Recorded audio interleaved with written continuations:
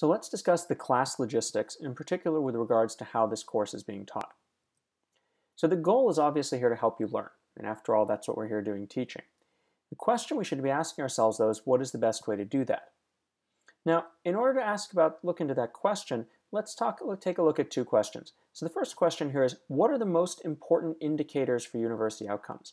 That is, what are the things about students or the behavior that best indicate how they'll do?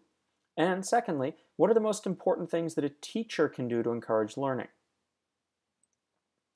So if we look at these things here, the most important indicators for university outcomes are, first, how good a student was before they came to the university.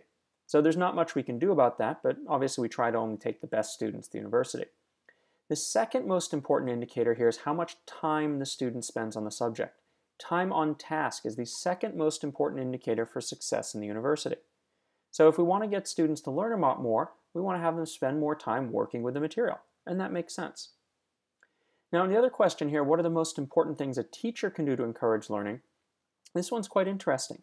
First one is to be organized. The teacher is organized, it improves student learning, and the second one is to be clear, to make it very obvious what is expected and what students are supposed to do. So you'll notice these two things here, they don't have much to do with teaching per se. This is more logistical stuff. And the reason this is so important to learning is that university education is not about giving you knowledge.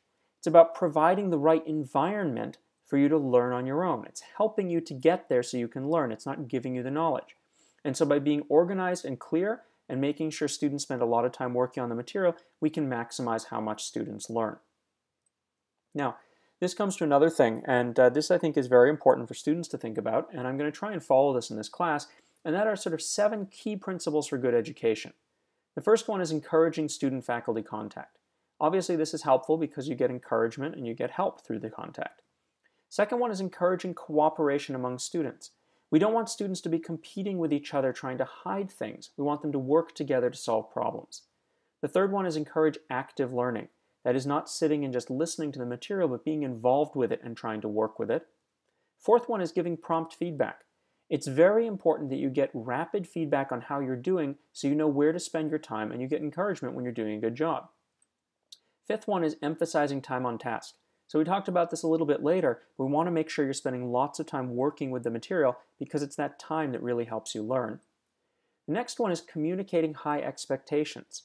We have high expectations in this class. We're going to do a lot of stuff and we're going to do it really well. And by communicating those high expectations, we challenge you, and that challenge helps you to learn.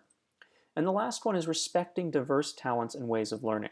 So that is, there's not only one way to teach or only one way to learn the material, and make sure that students with a wide variety of talents in the class can express them. So let's take a look at how we're trying to address these in this class. So how do we encourage student-faculty contact? Well, the biggest thing here is to get rid of lectures. Lectures aren't contact, they're sort of one-way exchanges of information. So instead of having lectures, I'm going to spend the class time walking around and helping you with problems. So I'm going to spend lots of time talking with you. I'm going to respond to questions you ask online in the online material, as well as with the TAs. Now, how do we encourage cooperation among students? Well, you're going to work in groups of 2. So everything you do in the class is going to be in groups of 2, including the labs and the work that you do during the class time. We're also going to use lots of peer feedback. So we're going to get students to give each other feedback on how they're doing so they can learn from each other. How do we encourage active learning? Well, the biggest thing here is getting rid of lectures and having you work with the material. So instead of having in-class lectures, we're going to have interactive online lectures, and we're going to have in-class problem solving. So you'll spend the time in class actually working with the material. We're also going to have lots of other things, hands-on lab exercises, labs, and final project assignments. So lots of time to work on stuff. How are we going to give prompt feedback? Well, you'll get feedback almost immediately for what you do in class. So you'll work on a problem for 5 minutes, and then you'll get feedback from the discussion in the class and from the teacher. When you're doing hands-on exercises, you'll be working in small groups in the lab and you'll get rapid feedback on how you're doing. When you do labs, we're going to try really hard to get those graded and returned to you in 2 days so that you can get quick feedback on that, and you're going to get peer feedback. How do we emphasize the time on task? Well, there's a lot of work in this class. You're going to have to spend a lot of time working, so there's a lot of focus on doing stuff for the class. We've also tried to structure the class so that each lab builds up a skill that you're going to need for the final project. Also have frequent deadlines, and this is to keep you going. Make sure that you're doing the work and you're doing it on time. How are we going to communicate high expectations? Well, it's a challenging project. For most of you, this is material you've never seen before, and it's going to require a lot of learning to get there. It's also a lot of independent learning. We're not hand-holding you in this class. We're pushing you in the right direction and expecting you to be able to figure stuff out and providing you with resources to help you if you need them. How do we respect diverse talents? Well, there are multiple sources for the information, and there's no right way to do the project. We'll give you hints and some ideas, but it's really up to you how you want to do it. So, this is a flipped class. And what the flipped class means is we're not going to do the traditional thing of lecturing in the classroom. And let's take a look at how that works out. So in a traditional class, you have in class, you listen to a lecture, and then you go home and you solve problems or work on an assignment. Problem is that in class, listening to a lecture is a passive exercise. You basically sit there listening. You're not working with the material, while solving problems is an active exercise. You're working hard. What's odd here is that when you listen to a lecture, you're doing this passive learning, we've got the teacher in the classroom. And this is really a waste of the teacher. Why is the teacher sitting there when you're doing passive learning? As opposed to here, when you go home to solve these problems, you're alone and there's no one there to give you help. So flipped classroom basically says we're going to switch these two things around. We're going to do the active problem solving in class with the teacher. So now we've got a much better use of the resource. You've got the teacher there while you're getting stuck on the problems. We're going to take these passive lectures and we're going to have them online at home, so you do that alone. But at least we're not wasting the teacher's resource. Now we're going to go one step further here and throw in some technology. So you have this active problem solving in class with the teacher, but now when you go home to watch your lectures, these are going to be interactive lectures. So you're going to have questions that you answer during the lectures, and these questions are both going to help you understand the material and help your teacher understand how much you learned. It's still alone though, but you'll see we're going to fix that up. Another problem we have here is only one teacher in the classroom. So instead of having you focus most of your time working with the teacher, we're going to have you spend most of your time working with peers, that is working in small groups in the classroom. We're also going to change this online material so you're going to be able to interact with your peers. You'll be able to ask questions and see other people's questions and vote for them, so we can make the online part also interactive with your peers. So the goal here is to get fully active peer teaching. So how important is this idea of active learning? Well, let's take a look at a study from 2011. And in this student, they took 540 students in a quantum mechanics class and they split them into two groups. The first group got 3 hours of lectures from an experienced, well-rated teacher for 1 week. So these were good lectures. The second half got 3 hours of peer instruction. That is, they went into the classroom and instead of having lectures, they were working with the material and talking to their friends about it and trying to discuss it. At the end of the week, they gave everyone a quiz to see how they did. Over here, the higher number is better. So here's how the people with the lecture did. You can't really say anything about that. It's a standard Gaussian distribution. It's a large number. You'd expect that. Here's how people with peer instruction did. They did dramatically better.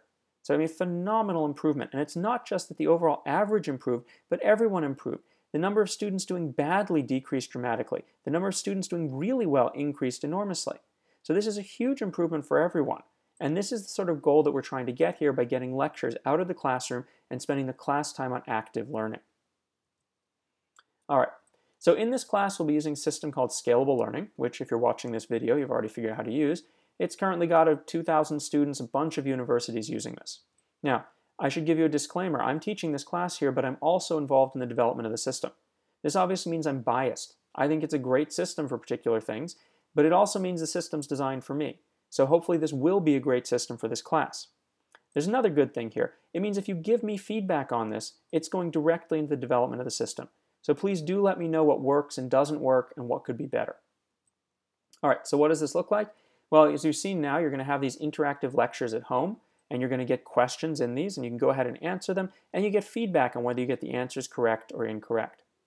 What this allows us to do is make sure that every student is answering questions in every lecture, and that gets the students involved and gives teachers feedback. You can also ask questions directly in the video or click the confused button. So the goal here is to maximize the student interactivity. Now, when you're done with that, the teacher then gets to see what did you learn. So sees for all these questions how well students did on them and can choose which questions students did well on and decide to not review that material, figure out what you should review, and figure out which questions we should definitely review if here the student did really badly, and possibly improve the lecture material if they did that badly. So this information that you provide through these quizzes helps the teacher know what to review and be better prepared for class. The teacher can also respond to student feedback. So when you give feedback and you ask questions, the teacher can go in and respond to those and help answer those questions. So by doing this, we can encourage feedback to the students. So privacy is very important here. You can see the privacy policy directly on the website.